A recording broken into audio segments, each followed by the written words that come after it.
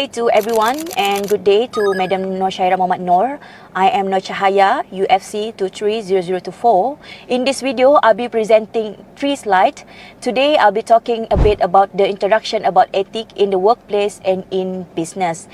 Ethic refer to the principle and standard that guide the behavior and decision making of individual and organization. It involves a set of moral value that help us determine what's right and what's wrong in a professional setting. Ethic play a crucial role in shaping a positive work culture and promoting responsible business practice. So we are moving to the second slide. Let's now look at some key aspects of ethic and let's break down one by one what ethic actually look like in action. Have a look to integrity. This means being honest and transparent in all our dealing. It helps build trust among employee, client and stakeholder, which is vital for a healthy work environment. So, moving to the fairness, ethical behavior promotes fairness in decision making. It ensures that all employees are treated equitably, receive fair wages, and are evaluated without bias. Then, accountability might sound technical, but individual and organization must take responsibility for their action and decision. Ethical accountability means upholding standard and facing consequences of those standards are violated. Let's talk about respect. Respecting colleague, client and partner is a fundamental. This include appreciating diverse perspective and fostering an inclusive workplace.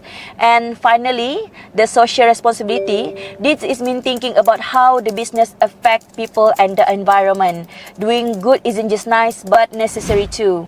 Moving to the last slide of introduction, why ethics important in business and why all this matter. First, trust and reputation. Ethical behavior help build trust with customer and improve a company reputation. This also can lead a stronger customer loyalty and business success. Next is employee moral is a positive ethical culture. Increase employee satisfaction and retention because people are more likely engaged when their values align with the company. We go to the risk management. Ethical practice also can reduce the risk of legal problems, scandal, or public backlash, and also protecting the organization interest by doing the right thing. Lastly, by the long run, ethical business are more sustainable. They attract better talent, encourage innovation, and build a strong relationship with all those stakeholders. So that's all from me. I'm going to pass the next slide to my group member. Thank you. Assalamualaikum dan salam sejahtera. Nama saya Muhammad Amirul bin Asmad daripada UFC2001. Okey, pertama sekali saya berterima kasih kepada kawan saya Nur Cahaya Binti Aliasan atas pengenalan tentang isu etik. Dan hari ini saya akan analisis kes pertama iaitu isu kesesakan jabatan penjara dalam konteks solusi. Okey, di dalam penjara bukan sahaja setakat hukuman yang kita lakukan, kita juga menyediakan program iaitu program pemulihan insan yang merangkumi pasal 1 yang berkaitan dengan bantuan beragama Islam dan pasal 2 bukan beragama Islam. Okey, pasal 1 itu adalah meliputi mempelajari ilmu agama dari segi hafalan dan juga Al-Quran serta hadis. Di samping itu juga menghayati mencari jati diri bantuan dengan didikan berlandaskan rukun Islam dan juga rukun iman, dan melatih sikap bantuan ke arah kerohanian dengan menerapkan nilai-nilai ikhlas, dedikasi, sederhana dan bersih.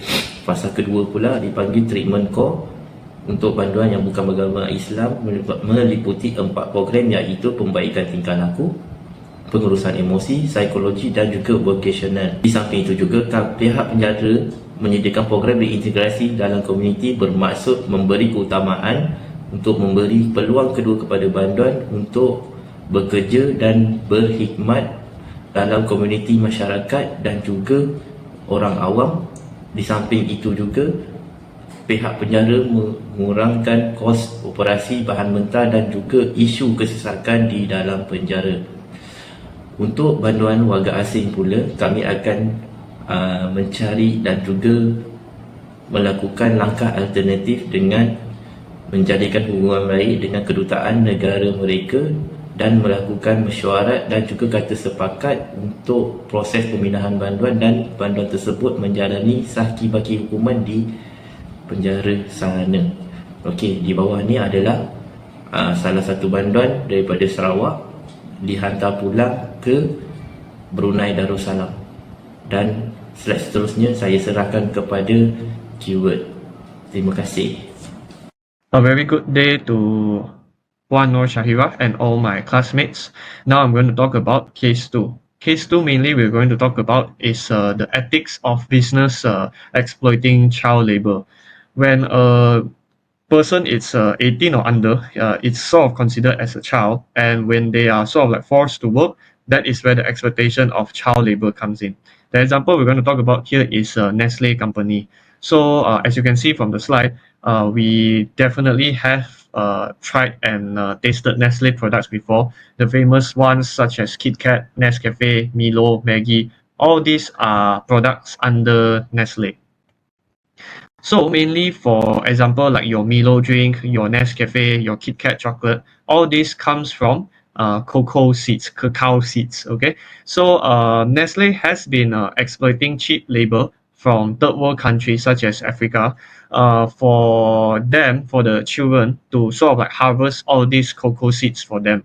So the children, they are not forced to work, but in a way this is the only source of income, only way for them to work and earn a living. So as written here, the kids are dependent on this work, on harvesting cocoa seeds, as their only way of income and to survive. The children here, of course, because they are children, they don't have anyone fighting for them. They are definitely paid a very, very minimum wage, a very, very low amount of wage for their hard work.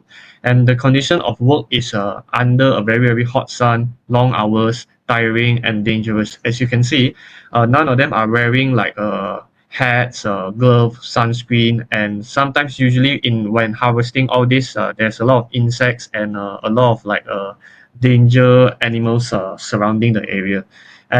What does this violates in terms of ethics in business is when a company uh, exploit child labor, it sort of like violates child rights, which mainly talks about the rights to protection from exploitation for the children, and also the children has been brought away their rights to receive education because they are busy working. They are not learning and receiving education to further improve their life. So what solutions and lesson can be learned in this? So lawsuits have been filed against Nestle towards the exploitation of child labor. A call for stricter international enforcement regarding child labor worldwide. Nestle is just one of the example, but there's tons of company outside that is still utilizing and exploiting child labor. And Nestle has to provide more fair compensation for the workers, and they plan to end child labor already. Businesses are warned against exploiting third world nations for the sake of profit gains. And last but not least, we as consumers should be more aware of the practices companies and businesses use, and we should stop supporting all these companies that is practicing bad ethics. For example, like child labor. That's all from me. Thank you so much. Hai, selamat petang. Nama saya Sukhwinder Kaur, matrix number UFC2001. Okay, so hari ni saya akan present for my part for our group assignment. Okay, so untuk part saya ialah refleksi kumpulan, pemahaman tentang kepentingan etika, etika panduan moral dalam tindakan, menjamin keadilan, integriti dan tanggungjawab. Dalam pekerjaan, bantu proses pemulihan banduan dalam perniagaan, lindungi hak manusia dan elak. Pengajaran daripada kajian kes, isu penjara, kesesakan akibat kelemahan sistem, pentingnya program pemulihan dan kemahiran, isu Nestle, buruk kanak-kanak, kegagalan etika korporat, pentingnya tanggungjawab sosial dan permantauan. Penerapan etika dalam kehidupan profesional. Amalkan integriti jujur dan tanggungjawab, tolak diskriminasi dan penindasan, menyokong program pemulihan dan produk beretika, Jadikan etika asas dalam kerjaya. Next slide. Okey, refleksi kumpulan. Refleksi kumpulan, cabaran dan pembelajaran. Cabaran yang kami hadapi ialah bahagi tugas, gabung idea, susun maklumat. Dan pembelajaran yang kami dapati daripada tugasan ini ialah komunikasi dan kerjasama, kesedaran sosial dan pemikiran kritikal. Next slide. Kesimpulan dan cadangan. Kesimpulan.